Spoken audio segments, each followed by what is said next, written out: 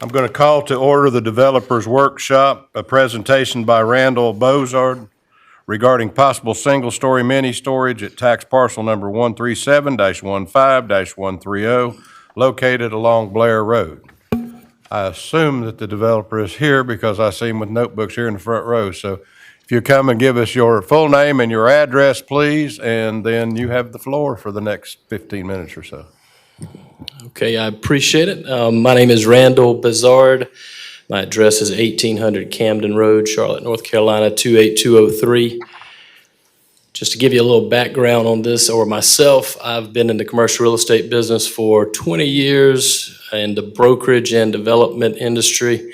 Currently developing a storage facility in Concord, North Carolina. And we originally put this property under contract. It was listed by CBRE, a part of the Clear Creek Business Park. And we were presented this as an industrial site. It was supposedly zoned industrial, and once we put it under contract, I contacted John Hord, and John stated that it was residentially zoned and that we needed to go through a rezoning. So that is kind of where it brings us here, and I'll introduce Jamie Yoxheimer. He's a business partner as well. We both have this under contract right now, and he can introduce himself as well. Okay. Jamie Yoxheimer, 761 King Frederick Lane, Concord, North Carolina. I'm kind of local to the area, grew up in Concord, and own J.D. Goodrum Construction. We do a lot of public and private development, built self-storage probably close to 20-some years.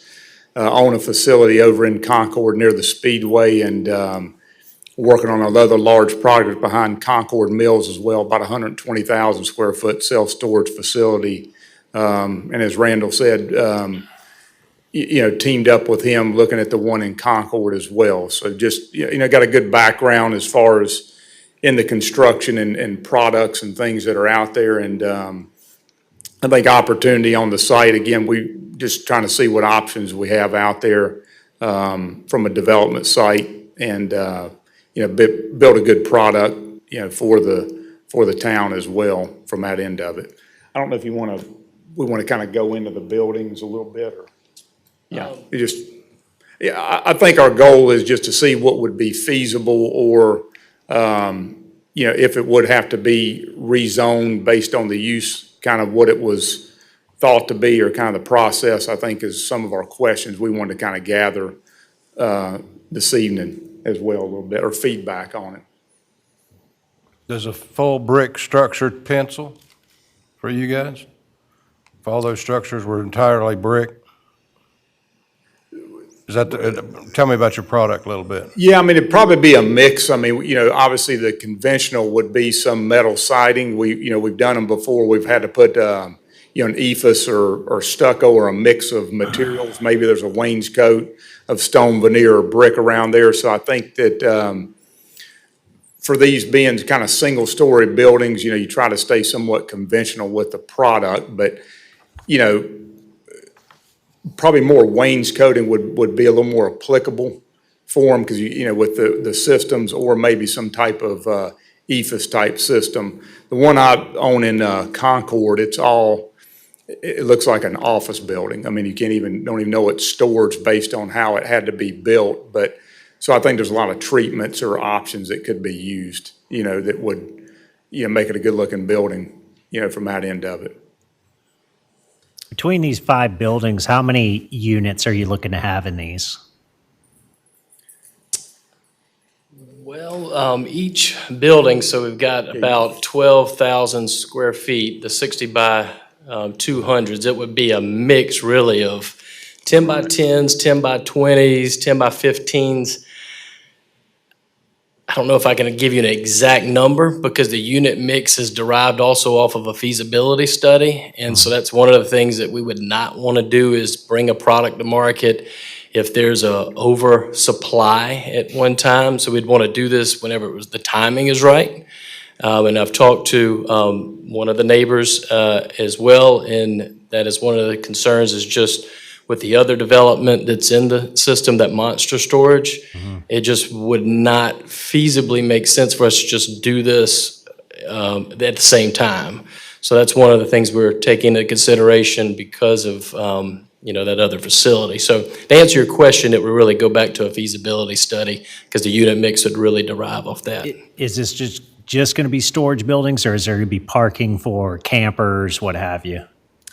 If it was allowed, that would be great, but if you said no, you can only do storage and no outside storage of campers and RVs, then it is what it is. But if it seems like there's definitely a demand for that just because of communities not having the ability to do that. And so this seems like it would be a good place for that if we could do it in the back. Maybe, the storm pond or building 5 could condense down and we could do some outside storage if that was allowed. It's not a necessity, but it would be great if we could, so. Will this have an attendant or an office on site? It will. It'll have an office, and there will be an office manager, a person there actually manning the site. It would not be a site that we ran just virtually. There will actually be someone there to greet people and actually go through the contract and walk the property. So there will be a person there. That's right. Commissioner Henderson, do you have questions or? What would the lighting and security look like? Well, so as far as the lighting, we would definitely have to do a photometric plan to see, how that lighting is going to work just with the buildings the way, the way they're stacked right now. So we would do a photometric plan. And I'm sorry, what was your other question? Security. Security, okay. Well, we would definitely fence it and gate it, and we would have a security gate out front.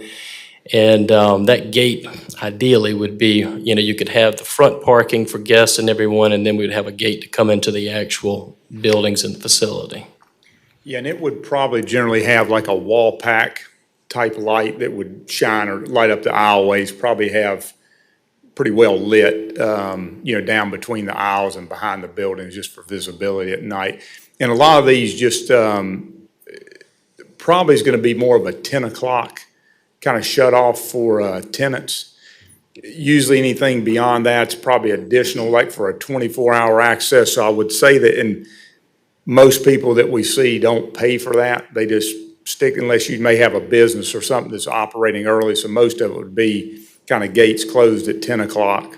And, if they want to get an after hour, but it's fairly limited. I'd say most of the time it's, what I've seen is it's maybe 5% of the people would take a 24-hour access based on what their business would be or whatnot. Where are you looking to put a gate? More than likely, it'd probably be more at the entryway, probably maybe tucked in between buildings 1 and 2, probably more of a vertical type lift gate.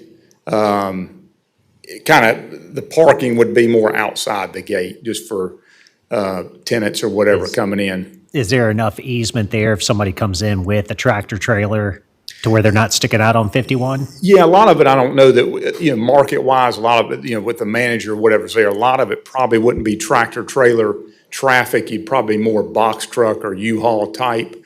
So it'd be very limited or maybe a special, and most of those, if you're having a semi or something come in there, it's mostly scheduled.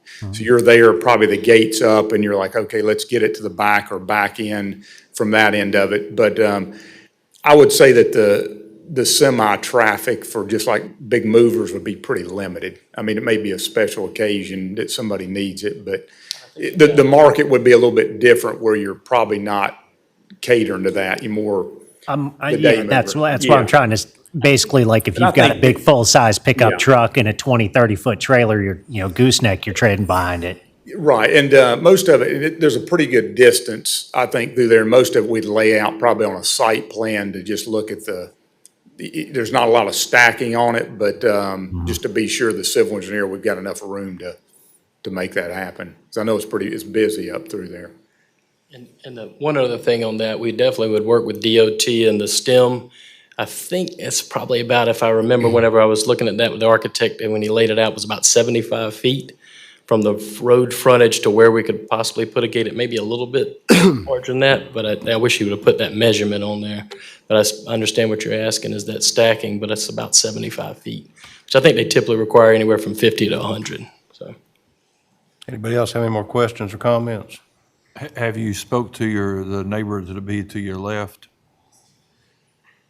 The Looks like only, there's a the only house there. neighbor I've spoken with is actually sitting right here, Mr. Wendell Long. And so the other neighbors I have not spoke with. And Mr. Long owns a property probably 2 doors down from this property. And so he and I have talked about it. So, but I haven't spoken to the homeowners or anyone else, so. And I'm not sure if anybody's, I guess if it's in that building, I'm not even sure. Well, I'll kick it off for what you guys are trying to find out here this evening, and then we'll let each commissioner comment. But I've not seen anything here that makes me want to change the zoning on that property for storage units. This sounds to me like a standard storage unit, and we've got quite a few of them around town. We don't have a whole lot of property out in that area, and we had some other things in mind when we set out to. It's the reason it's not zoned for storage units is because we had some other things in mind. Matter of fact, there's a storage unit facility right next to this piece of property, if I'm not mistaken. So I would not be in favor of rezoning this piece of property. Anybody want to speak next? I agree with the mayor on that, yeah. That's just with the proximity there, and like I said, that, the road frontage there, that concerns me as well, being on 51. Ditto, I'm the same way. I'm not in favor. Anybody want to weigh in? So it's already 3 votes. Commissioner Long, Commissioner Henderson. What would you recommend then for this property, considering just the town wanting this, or I think John had said this was, and the overlay was supposed to be industrial. What would you recommend we do with this property if it's not this? I'd have to pull, I don't have it in front of me, the current plan that we're getting ready to introduce in August or September. We've put 2 years of work into this land use plan. We've had a lot of input from the citizens. We've had open meetings on the thing. And I think truthfully, to change it at this point in time for what it currently is would be kind of a slap in the face to the citizens and you know, we're not going to pay attention to you. This is what you want there. So John can give you that information. John can tell you what it looks like it's going to be zoned. We haven't voted on officially, so it's not official until we do vote on it. But we're going to probably want to stick close to that. It'd be kind of silly for us to spend all this money and all this time doing a land use plan and then come in here and start doing conditional zoning on all the pieces of parcels that are out there. Okay. If it was part of the original industrial park out there, then we would probably want to see what's going on out there now. We're real happy with what's going on out there currently. So would that mean that if it's in the zoning or the plan for being industrial buildings instead of mini storage, would it be like a similar building they're doing in the park? Like when you go down, that style of building? John can answer that for you. 'Cause Okay. it's pretty cut and dry in our plans, what materials we expect and what size buildings we allow and all that kind of thing. So, if you buy the property and it's by right, then John can just tell you what can be built there and what's allowed there, what size is allowed there, what height's allowed there, and the materials that we would want used there. Okay. I do have one other question. How much property is that? 3.78. Oh, I see it there now, I'm sorry. 3.78. September, you said that roughly that plan, the land use, I keep throwing out dates and we keep missing them. that's the way it So, goes. so I don't want to commit to anything. It looks like we're going to the planning board with it at their next meeting, which is Monday. Okay. And so depending on what happens, if everything came back to us, we could vote on it as early as August, maybe September. Okay. I don't think it'd go to October, but don't hold me to that, because if it ends up being October, I'm gonna tell you I told you so, because, I mean, that's just the way it's a big plan. So we've got a lot of land out here and we want to get it right. So we are taking our time with it and making sure that, all the i's are dotted and the t's are crossed. Sounds good. Gentlemen, thank you very much. We look forward to working with you. All right. Thank you. Thank you. I will now close the developers workshop.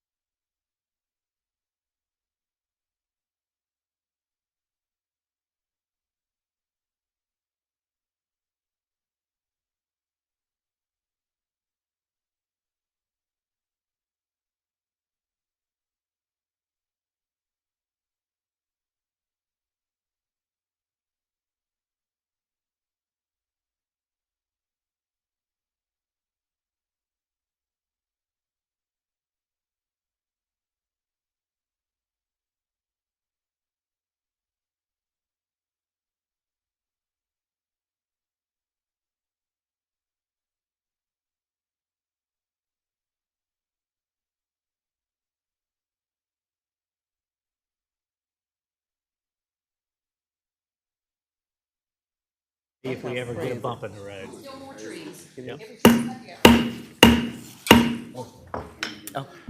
Now call to order the Town of Mint Hill meeting of the Board of Commissioners for July 14th, 2022. We do have a quorum present. I would ask Mayor Pro Tem Dalton if he'd lead us in the invocation, please. Let us pray. Dear Lord, thank you so much for this morning and this evening that you have given us, dear Lord. Just be with us as we, as a board, work together for the benefits of this town, and we make the decisions that will affect everyone. Just be with us, watch over us, give us the guidance and the wisdoms to make the decisions. For it's in your name that we pray. Amen. Amen. Would ask now that everybody stand and join us in the Pledge of Allegiance. I pledge allegiance to the flag of the United States of America and to the republic for which it stands, one nation, under God, indivisible, with liberty and justice for all. Thank you. You may be seated.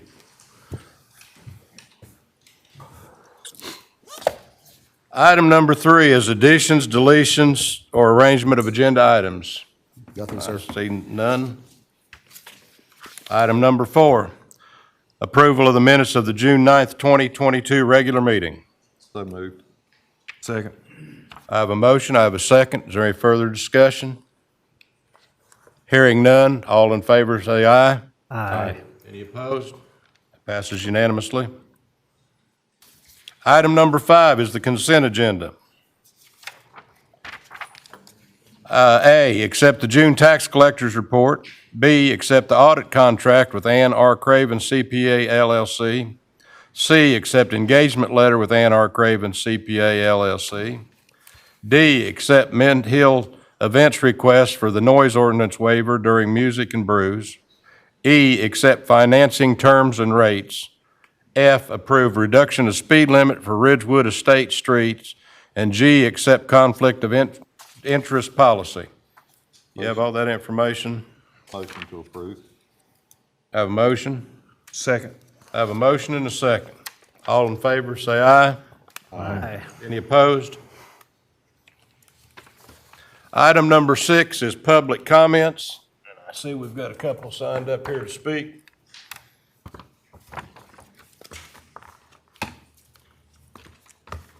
Are you guys doing this together? Ed, are the two of you?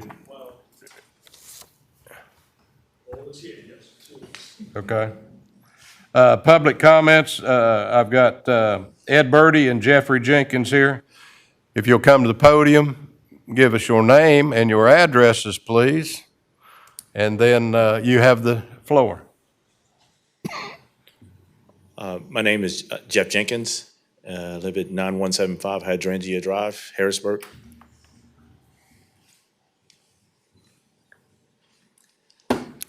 I'm Ed Birdie. I live at 15108 Okeechobee Court in Mint Hill, and we're here from the American Legion. Thank you. You have the floor, gentlemen. We would like to present this token of our gratitude from American Legion Post 555. It says, thanks to the town of Mint Hill for your support for the 2022 Mint Hill athletics that you help support both fast pitch, women's fast pitch. We have 2 teams, a senior and a junior team, and also we have the men's league, American Legion Post boys baseball. So we'd like to present the town of Mint Hill with this token of our appreciation. Perfect. You want to come up here? Let me come out there. We got Picture Dude over here in the corner. You see Picture Dude?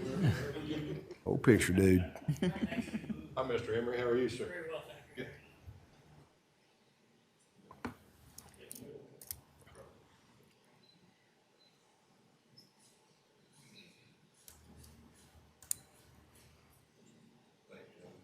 Good job, picture dude. That's a good job, picture, dude. Picture, dude, get on it.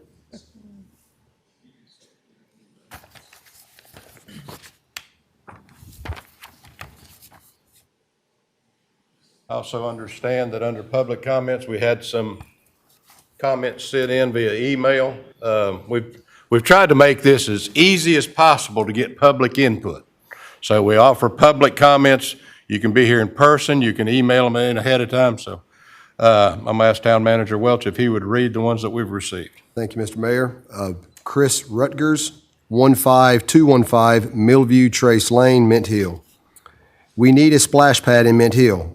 Quit making Mint Hill families drive to Matthews and Indian Trail to enjoy parks and splash pads when we have plenty of room to build one in our town. Caitlin Doolin, 6632 Paul Shat Lane, Mint Hill. A splash pad would be a great addition to our cute town. The only ones near us are in downtown Charlotte or in Indian Trail. A great family activity, and this would bring people into our town from other locations to visit. Thank you, Manager Welch. Item number 7 is to consider adopting a resolution ratifying the updated charter of the Centralina Regional Council. And I'm going to go ahead and read that for the public. Whereas the town of Mint Hill is a member of Centralina Regional Council, Centralina, a council of government serving the needs of the 9-county region that includes Anson, Cabarrus, Gaston, Lincoln, Iredell, Mecklenburg, Rowan, Stanley, and Union counties. Whereas of February 9th, 2022, the Centralina Board of Delegates adopted a resolution amending the organization's charter to add language prohibiting private entities from benefiting from or having an interest in the organization's earnings or assets. And whereas each member government must endorse the charter as Centralina's governing document. Now therefore, it be it resolved, the Mint Hill Board of Commissioners, that the town of Mint Hill hereby ratifies the amended Centralina Regional Council Charter this 14th day of July, 2022. Motion to adopt the resolution as stated. Have a motion, do I have a second? Second. Have a motion and a second. Do I have any conversation, questions? Hearing none. All in favor say aye. Aye. Aye. Any opposed? That passes unanimously.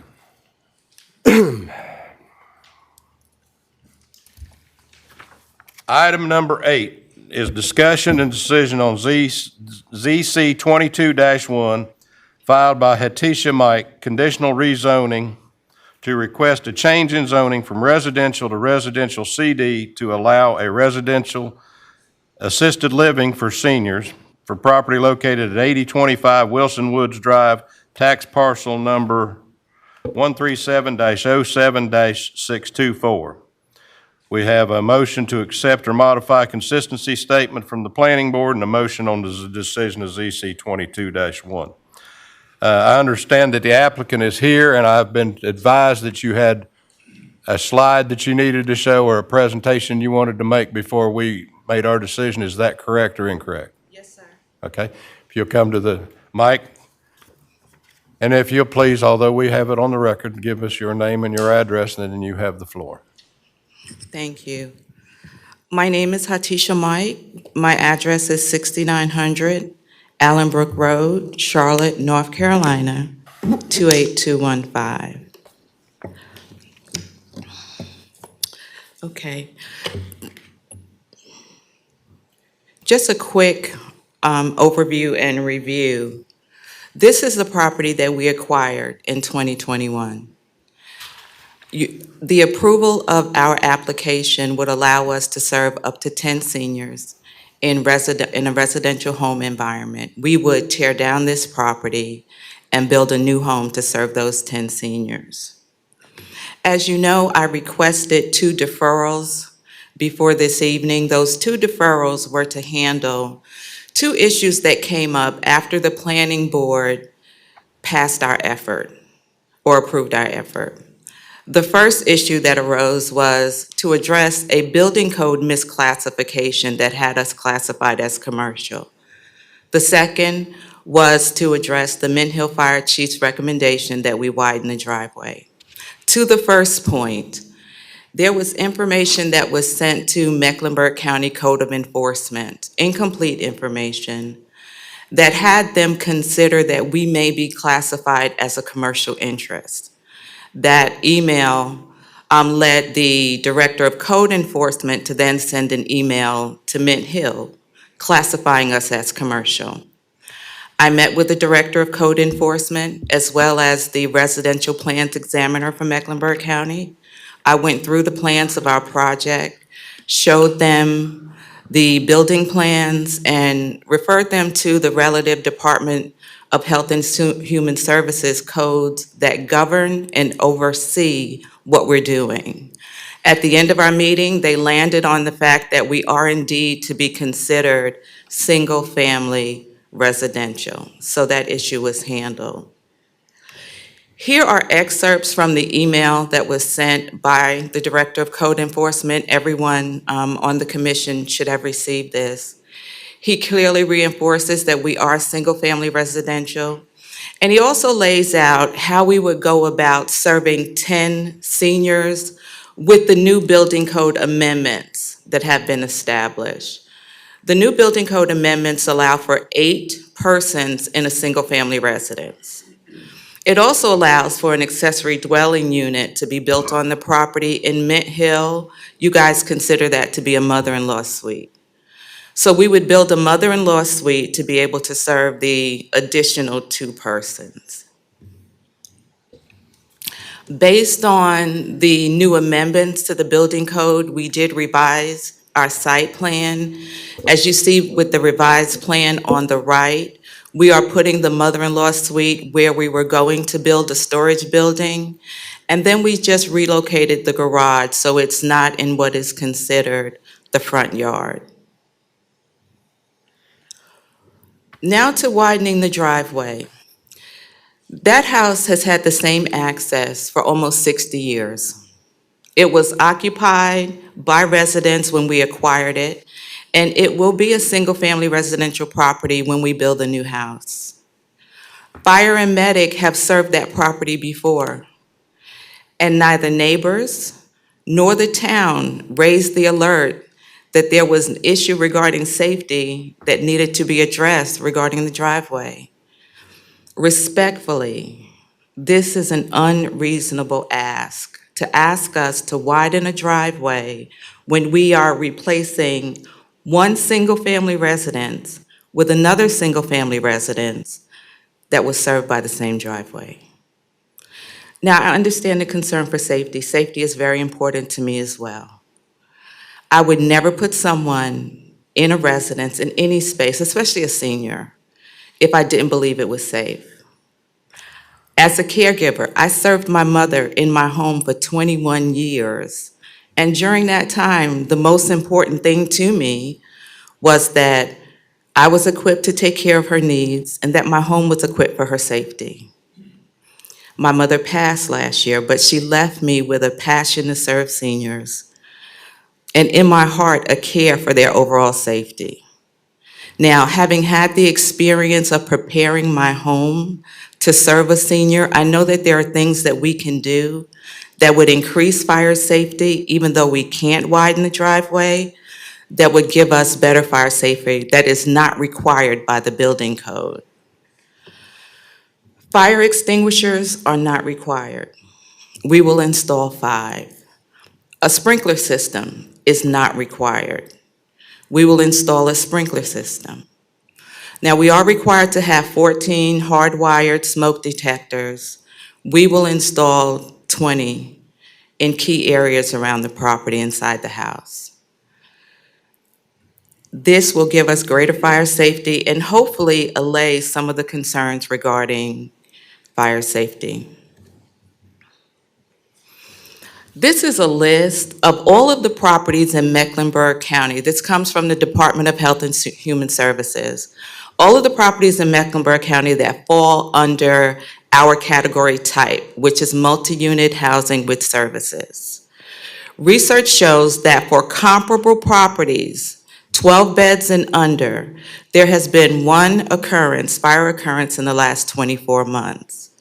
Now, the service model lends itself to fewer calls in residential settings. We don't service residents that need ventilators. We don't service residents that have mental health challenges or that need heavy medical equipment like some big box facilities and other models.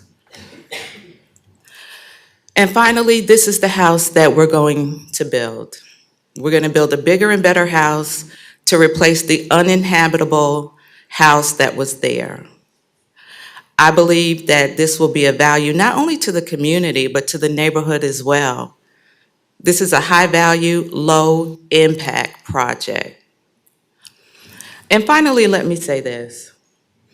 My faith tells me that there is no single human person whose life is more valuable than another. Those people that lived in that house with that fire access for all of those years, their lives are no less valuable than the residents to come. No one flagged that as an issue for the safety of those residents that live there. That house has been served that way for 57 years. I don't believe that there's going to be issue of fire safety with our residents as well, especially considering the additional measures that we're putting inside the house. Thank you for your time.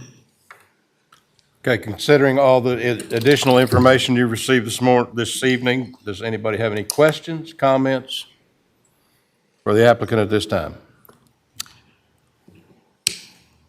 Commissioner Long? Not at this moment. I'll come back, please. Okay. Commissioner Holden? It comes down to safety, and I'm all for these facilities. I think they're great. I have one in my neighborhood. It's been very well received. It is a safety issue with this driveway. And with the residents living back there, I've talked to our fire chief. I think we actually had a fire truck try to attempt to get down that driveway and couldn't. Is that correct?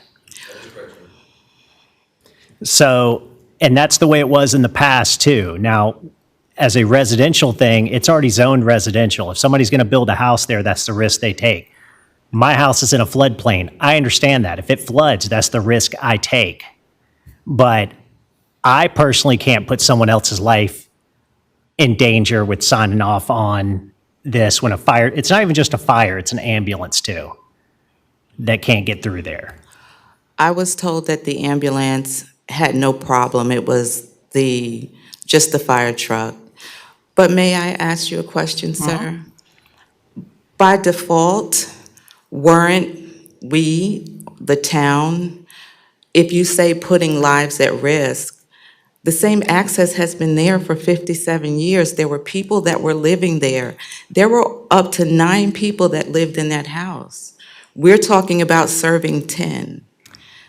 And there was sorry to interrupt you, but there was an instance, I think not too long ago, where they needed first responders there, and first responders could not get back there and actually had to walk in. I think the ambulance may have hit the fence. I mean, we can double check with the chief on the history of that. But no, I know the history. I heard the same story from the chief. But the issue is that they were able to get there. It was not the ideal circumstance. I think he told me that they had to get out of the truck and run up the driveway. And there's times where seconds in response time can make the difference between life and death. Sir, I do understand that, and that's why I took the extra initiative, at considerable expense to us, I might add, to put additional fire safety measures in the house, a sprinkler system, again, that is not required, into the house, because seconds do matter. And those things are known to give us more time to get out of the facility, to help with life and property. Mayor Pro Tem Dalton? Although it is going to be a single residence, it will have a lot more traffic than a single residence house. Between food deliveries, people coming in and out, employment, to that aspect. I do know my father-in-law was in a facility for many years. Every time there was a fall, you are required to call an ambulance to come back in there. As Patrick said, I'm a big fan of these assisted living facilities in the neighborhoods. I think they're very good. I just don't think it's a good fit for this neighborhood. May I address that, Commissioner Yes. Dalton? Thank you for your statement that you made. There are varying levels of care for assisted living facilities, and what often happens is they all get grouped into one. The type of care that we're going to provide is not a high need type of care environment. Our residents are very active. They are highly functional.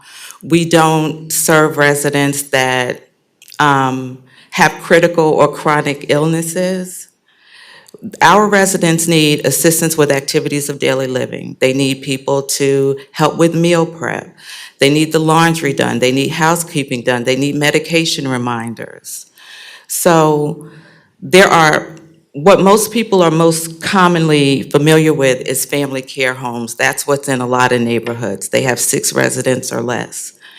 And they do memory care, they have Alzheimer's patients. That's not the type of facility that we're gonna have. Meal prep is done on-site, meals are not going to be delivered. And we are going to have 2 employees. So if you compare it to up to 9 residents having lived in that house at one time, and we're gonna serve 10 seniors, I don't expect that there's gonna be much more traffic than that, with the exception of weekends when you're gonna have families that wanna come visit. And you may have multiple families at one time. Commissioner Henderson? I guess I want to go back to what Ms. Mike said about the unreasonable ask. You know, from what we've looked at and seen, there's always been a house on that property. So we're basically, from my understanding, talking about replacing an old house with a new house. And the safety concern, which we're saying is there, should have always been there. I guess I'm not hearing accountability for that, because it should have been a concern for it before now. But at the same time, our planning board, for whatever reason, I think after reviewing everything, approved it. And then after there was a test done, then came back and said, well, whatever. You know, the issue is, should this be part of the rezoning process? I mean, if we're saying that, you know, should this be rezoned, and that's what this is about, does that include something that ultimately the property owner has nothing to do with? Because if someone decides to just live in that house as a single-family home, there's still going to be an issue. And so at some point, I think that, I think we all are concerned about everyone's safety. And so I guess my question is, how do we look at this so that everybody is safe? I'm looking at this diagram and I see some other areas. I see an Albemarle Road area. Maybe we need to be looking at another access for a fire truck. And I don't know if the chief can address that, but I do think that it's an unreasonable ask,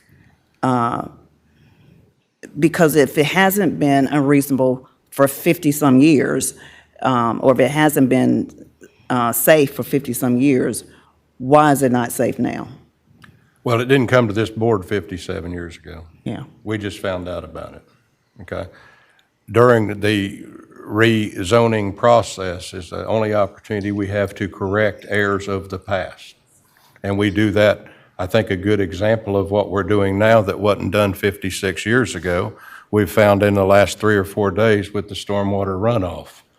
We didn't used to require retention ponds and all the things now on properties that we used to have, but now when we rezone a property, we require them to build a retention pond so that we can take care of the stormwater runoff.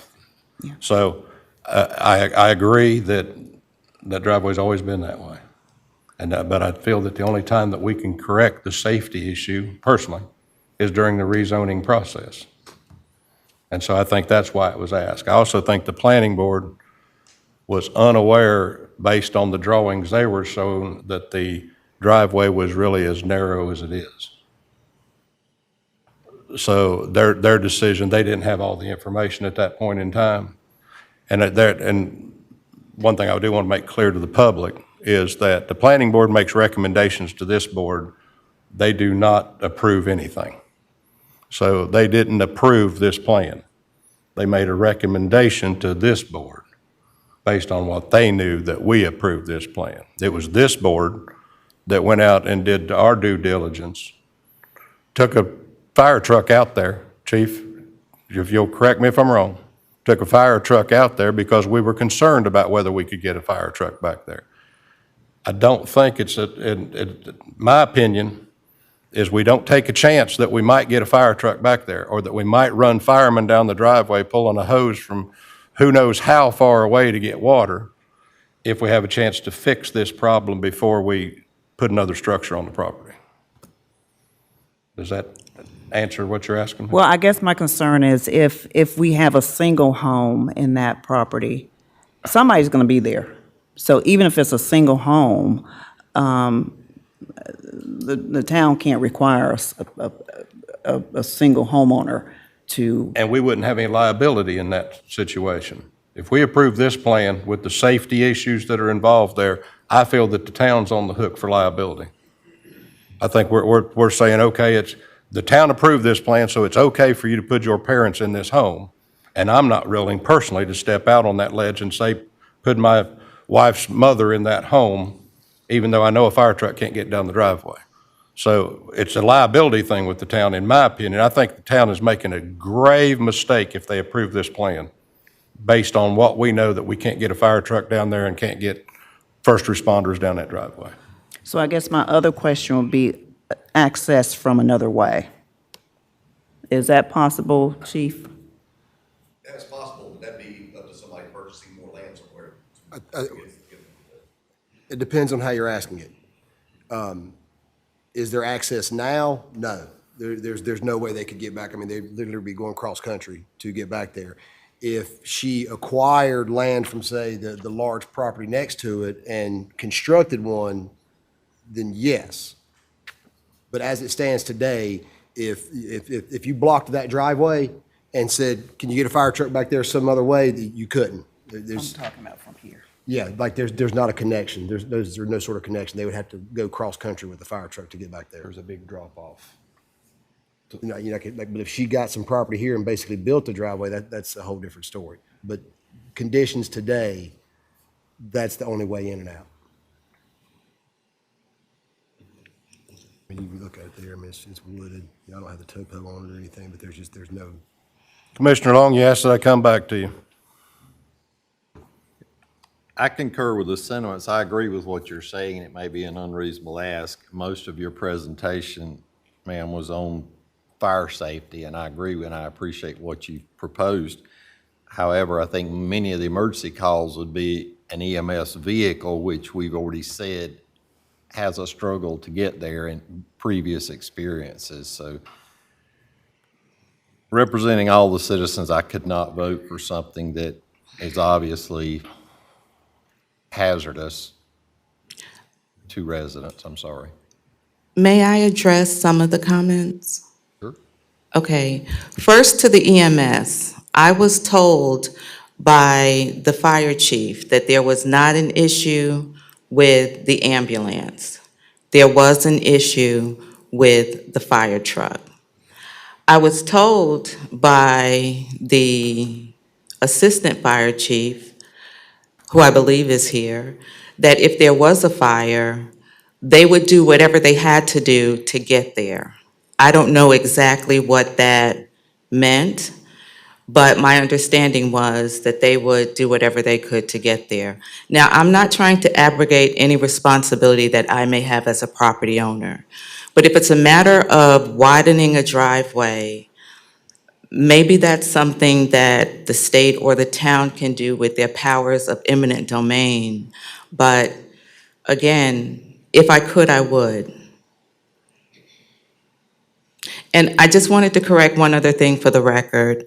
The evening that the planning board voted, the information that they had regarding fire access came from Mr. Horde was here, and they asked about fire access. He said that the fire chief had told him that it would be a tight fit, but that they could service the property. That's why they voted in the affirmative, because they got that information at the meeting. Any other questions of the applicant while she's here? If not, I will entertain a motion on ZC 22-1. Motion to deny ZC 22-1. I have a motion. Do I have a second? Second. I have a motion and a second. Do I hear any further discussion? Hearing none, all in favor of Commissioner Holton's motion, say aye. Aye. Aye. Any opposed? Opposed. That was one opposed, Michelle, for the record. Thank you very much. Thank you. Item number 9, consider adopting a resolution of intent to consider an ordinance amending the Town of Mint Hill Charter. And I want to make clear, I'm going to read it, but I want to make clear that this is a motion of intent to consider an ordinance. So we're not voting this evening to make any changes. We're voting for the intent to consider, so that that doesn't get confused that you think we're already voting this in. We talked about this at many times, a piece here and a piece there, and it was brought up at our retreat a few years back. So this is a resolution of intent to consider an ordinance amending the charter of the Town of Mint Hill to implement 4-year staggered terms for the members of the Town Board of Commissioners, governor body, and setting the dates for the public hearing thereon. Whereas pursuant to GS 160A-101 and 160A-102, the governing body of the Town of Mint Hill may adopt an ordinance to amend the charter of the town to implement any of the optional forms set out in GS 160A-101. And whereas GS 160A-102 requires that proposed charter amendments first be submitted to public hearing, and that due notice thereof be published not less than 10 days prior to the date fixed for the public hearing. Now therefore be it resolved by the governing body of the Town of Mint Hill that, 1, the governing body hereby intends to consider an ordinance amending the charter of the Town of Mint Hill to implement 4-year staggered terms for members of the town governing body as authorized by GS 160A-101-4. It is proposed that at the regular municipal election to be held in 2023, the 2 candidates who receive the highest number of votes shall be elected for 4-year terms, while the 2 candidates who receive the next highest number of votes, and the mayor shall be elected to 2-year terms. At the regular municipal election to be held 2 years later, 2025, and every 4 years thereafter, 2 members of the governing body and the mayor shall be elected to serve for 4-year terms. C, at the regular municipal election to be held in 2027 and every 4 years thereafter, 2 members of the governing body shall be elected to 4-year terms. A public hearing on the proposed ordinance is hereby called at the Mint Hill Town Hall at 7 p.m. on Thursday, August the 11th, 2022. Following the public hearing called hereby, the governing body shall consider passage of the ordinance at its regular meeting on Thursday, October the 13th, 2022. The town clerk is hereby directed to cause to be published in the Charlotte Observer a proper notice of the public hearing called, with notice shall contain a summary of the proposed charter amendments. I will entertain a motion on this article. Motion to adopt the resolution as stated. Second. I have a motion and a second. Do we have any questions? Any discussion? Hearing none, all in favor of approving the resolution of intent to consider, say aye. Aye. Any opposed? That passes unanimously. Item number 10. Consider authorizing town manager to execute memo of agreement for grant funding of the Hanging Moss Trail culvert replacement. Mr. Fry, you have the floor, sir. Thank you, sir. Good evening. We've had a rough week stormwater-wise, so let me try to bring some better news, some lighter news for us stormwater-wise. In May of 2020, an inspection identified several issues with a culvert, an existing drainage culvert under Hanging Moss Trail in the Ash Plantation neighborhood. The issues were serious enough to warrant replacement of the culvert in the near future. We've monitored this structure and watched it since then for any signs of further degradation or significant increase in its degradation. There is no imminent threat of failure or threat to public safety right now, but the structure has begun declining and we need to start planning for its replacement now. The plan has been to find a source of funding for this project because we've expected it to be expensive. We found just what we were looking for in the form of a grant opportunity from the North Carolina Department of Safety. We submitted this project for funding consideration and we were awarded a $1.28 million grant to perform this work. These funds come from the federal ARPA funds that were distributed nationwide.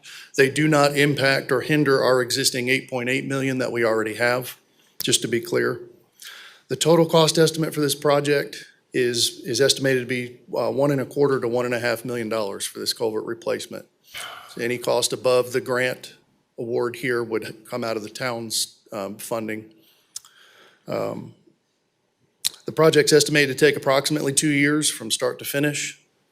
It'll be a relatively involved project from survey all the way through construction and closeout. It will include a significant portion of public information in the form of meetings in this room, use of the website, and very likely direct mailers.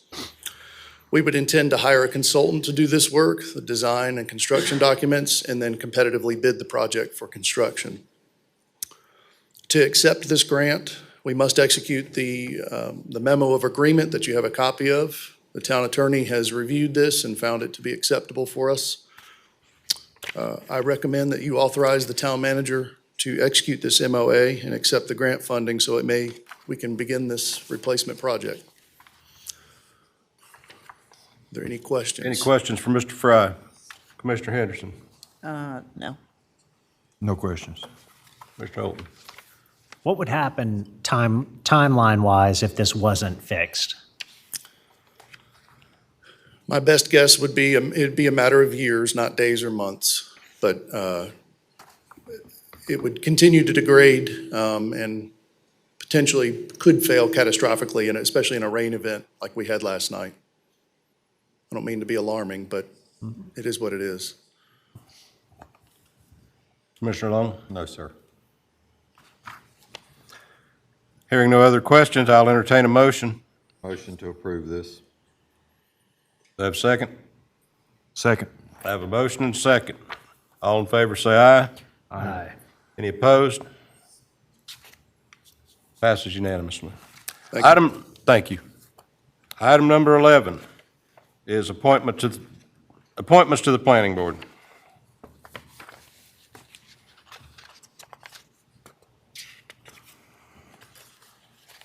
I'll entertain a motion. Mr. Mayor, I make a motion that we,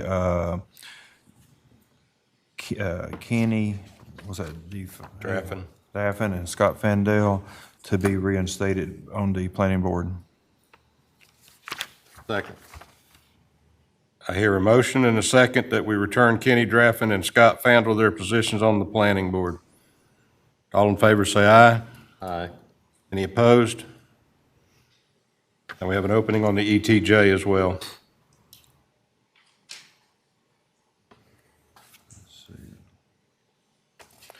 Okay, I'll make the same motion that we have Tom Gratz to stay on as the ETJ member for the planning board. Second. Have a motion and a second. Any questions, further discussion? Hearing none, all in favor say aye. Aye. Any opposed? That passes unanimously. Item number 12, other business and council matters. Commissioner Long, we'll start at your end, sir. Nothing, no, sir. Had a Commissioner Holton. Other than the Military Hometown Heroes banner program is going on, they're accepting applications right now on the town's website, www.minthill.com. It. Mayor Pro Tem Dalton. This Saturday, we'll have family fun night if we don't get rained out. I have no report from Carpo. We have a meeting next Wednesday night, so hopefully I'll have something next meeting. And the Chamber of Commerce has a golf tournament coming up. If you'd like to look at their website and consider playing in that. I would like to address the people who had emailed in about the splash pad. That's a project that's been near and dear to my heart for several years. With the county building Ezel Park, there will be a splash pad there. For the cost of a splash pad and the pumps and the maintenance, it would be foolish for the town to have that with the county building one. That's all I've got. Commissioner Henderson. There's no business from the Mint Hill Historical Society this time. Town manager, do you have anything to say? No, sir. Any other staff members? Chief Hatley? Thank you, sir. Chief Lee?